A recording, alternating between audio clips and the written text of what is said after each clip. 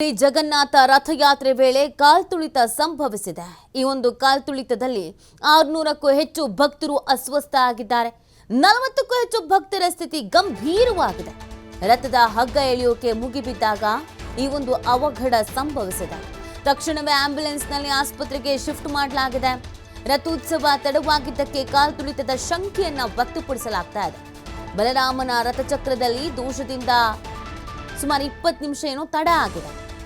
ರಥೋತ್ಸವ ವಿಳಂಬ ಆಗಿದೆ. ಈ ಸಂದರ್ಭದಲ್ಲಿ ಸ್ಥಳದಲ್ಲಿ ತಳ್ಳಾಟ ನೂಕಾಟ ಆಗಿದೆ. ಕಾಲ್ತುಳಿತದಲ್ಲಿ 600ಕ್ಕೂ ಹೆಚ್ಚು ಭಕ್ತರು ಅಸ್ವಸ್ಥರಾಗಿದ್ದಾರೆ. ಅಸ್ವಸ್ಥ ಭಕ್ತರನ್ನ ಸ್ಥಳೀಯ ಆಸ್ಪತ್ರೆಗೆ ದಾಖಲಿಸಿ ಚಿಕಿತ್ಸೆಯನ್ನ ನೀಡಲಾಗ್ತಾ ಇದೆ. ಅಲ್ಲಿನ ದೃಶ್ಯಗಳನ್ನ ನೀವು ಗಮನಿಸ್ತಾ ಇದ್ದೀರಾ, ಎಷ್ಟರ ಮಟ್ಟಿಗೆ ಜನ ಸೇರಿದ್ದಾರೆ ಅಂತ. ಸ್ವಲ್ಪ ಮಟ್ಟಿಗೆ ತಡವಾಯ್ತಂತೆ, ಆ ಕಾರಣಕ್ಕಾಗಿ ಕಾಲ್ತುಳಿತ ಸಂಭವಿಸಿದೆ ಅನ್ನೋದನ್ನ ಹೇಳಲಾಗಿದೆ. ಇನ್ನೂ ಕೂಡ ರಥೋತ್ಸವ ಪ್ರಾರಂಭ ಆಗ್ಲಿಲ್ವಲ್ಲ ಅಂತ ಒಮ್ಮೆಲೆ ಎಲ್ಲರೂ ನೂಕುನುಗ್ಗಲು ಶುರು ಮಾಡಿಕೊಂಡಿದ್ದಾರೆ. ಈ ಹಿನ್ನೆಲೆಯಲ್ಲಿಯೇ ಈ ಒಂದು ಅವಘಡ ಸಂಭವಿಸಿದೆ ಅನ್ನೋದನ್ನು ಹೇಳಲಾಗ್ತಾ ಇದೆ. ಸುಮಾರು ಜನರಿಗೆ ಇದೀಗ ಗಂಭೀರವಾದಂಥ ಸಮಸ್ಯೆಗಳಾಗಿದೆ. ಅವರನ್ನು ಆಸ್ಪತ್ರೆಗೆ ದಾಖಲು ಮಾಡಲಾಗಿದ್ದು ಚಿಕಿತ್ಸೆಯನ್ನು ನೀಡಲಾಗ್ತಾ ಇದೆ. ಇನ್ನು ಕೆಲವರನ್ನು ಇಮಿಡಿಯೇಟ್ ಆಗಿ ಹಾಸ್ಪಿಟಲ್ಗೆ ಮೂವ್ ಮಾಡಲಾಗಿತ್ತು. ಆದರೂ ಕೂಡ ಒಂದು ಕಷ್ಟದ ಪರಿಸ್ಥಿತಿ ನಿರ್ಮಾಣ ಆಗಿದೆ. 40ಕ್ಕೂ ಹೆಚ್ಚು ಭಕ್ತರ ಸ್ಥಿತಿ ಇದರಿಂದ ಗಂಭೀರವಾಗಿದೆ ಅನ್ನೋದ್ರ ಬಗ್ಗೆ ಕೂಡ ಮಾಹಿತಿ ಸಿಗ್ತಾ ಆಗಿದೆ. ಒಮ್ಮೆಲೆ ಎಲ್ಲರೂ ಮುಗಿಬಿದ್ದಂಥ ಹಿನ್ನೆಲೆಯಲ್ಲಿ ಈ ಒಂದು ಅವಘಡ ಸಂಭವಿಸಿರುವುದು ಅನ್ನೋದನ್ನು ಹೇಳಲಾಗ್ತಾ ಇದೆ. ಎಷ್ಟು ಜನ ಸೇರಿದ್ರು ಅದೆಲ್ಲದ್ರ ಬಗ್ಗೆ ಮಾಹಿತಿ ಸಿಗಬೇಕಾಗಿದೆ. ನೋಡಿ, ವಿಜೃಂಭಣೆಯಿಂದ ಜಗನ್ನಾಥ ರಥೋತ್ಸವ ಸಾಗಬೇಕಾಗಿತ್ತು. ಲಕ್ಷಾಂತರ ಭಕ್ತರು ಇದರಲ್ಲಿ ಭಾಗಿಯಾಗಿರುವಂಥದ್ದು. ಹಲವು ಭಾಗಗಳಿಂದ ಇಲ್ಲಿಗೆ ಆಗಮಿಸ್ತಾರೆ. ಈ ಸಂದರ್ಭದಲ್ಲಿ ಕಂಟ್ರೋಲಿಗೆ ಸಿಕ್ಕಿಲ್ಲ, ಅಷ್ಟು ಮಂದಿ ಅಲ್ಲಿ ಇದ್ರು. ಪುರಿ ಜಗನ್ನಾಥ ರಥಯಾತ್ರೆ ಸಂದರ್ಭ ಈ ಕಾಲ್ತುಳಿತದಂತಹ ಸನ್ನಿವೇಶ ಸೃಷ್ಟಿಯಾಗಿದ್ದು 600ಕ್ಕೂ ಅಧಿಕ ಭಕ್ತರು ಅಸ್ವಸ್ಥಗೊಂಡಿದ್ದಾರೆ. ಕನಿಷ್ಠ 300 ಭಕ್ತರು ಗಂಭೀರವಾಗಿ ಗಾಯಗೊಂಡಿದ್ದಾರೆ ಅನ್ನೋದನ್ನು ಹೇಳಲಾಗ್ತಾ ಇದೆ. ಇದು ವಾರ್ಷಿಕ ರಥಯಾತ್ರೆ ಸಂದರ್ಭದಲ್ಲಿ ಜನಜಂಗುಳಿ ನಿಯಂತ್ರಣದ ಬಗ್ಗೆ ಮತ್ತೊಮ್ಮೆ ಕಳವಳ ಇದರಿಂದ ಸೃಷ್ಟಿಯಾಗ್ತಾ ಇದೆ. ಇತ್ತೀಚಿನ ದಿನಗಳಲ್ಲಿ ಈ ರೀತಿಯಾದಂಥ ರಥಯಾತ್ರೆ ಅಥವಾ ಯಾವುದೋ ಸೆಲೆಬ್ರೇಷನ್ನು ಅತಿ ಹೆಚ್ಚು ಜನ ಸೇರಿದ್ರು ಅಂತ ಅಂದರೆ ಭದ್ರತೆ ಅಥವಾ ಸೆಕ್ಯೂರಿಟಿ ಅಥವಾ ಏನು ಸಮಸ್ಯೆ ಆಗುತ್ತೆ ಅನ್ನೋದು ಅರ್ಥವೇ ಆಗೋದಿಲ್ಲ. ಕಾಲ್ತುಳಿತ ನೂಕುನುಗ್ಗಲು ಉಂಟಾಗಿ ಸಾವು ನೋವುಗಳು ಸಂಭವಿಸ್ತಾ ಇರುವಂಥ ಸಂಖ್ಯೆಗಳು ಹೆಚ್ಚಾಗ್ತಾ ಇದೆ. ಇನ್ನು ಇದು ಗಜಪತಿ ದೊರೆಯ ಅರಮನೆ ಶ್ರೀ ನಹರ್ ಬಳಿ ಜಗನ್ನಾಥ ದೇವರ ಪಹರಿ ವಿಧಿ ಸಂದರ್ಭದಲ್ಲಿ ಈ ಘಟನೆ ಸಂಭವಿಸಿರುವಂಥದ್ದು. ಅಪಾರ ಸಂಖ್ಯೆಯಲ್ಲಿ ಭಕ್ತಾದಿಗಳು ಆಗಮಿಸಿದಂಥ ಹಿನ್ನೆಲೆಯಲ್ಲಿ ಸಮಸ್ಯೆಯೂ ಕೂಡ ಆಗಿದೆ.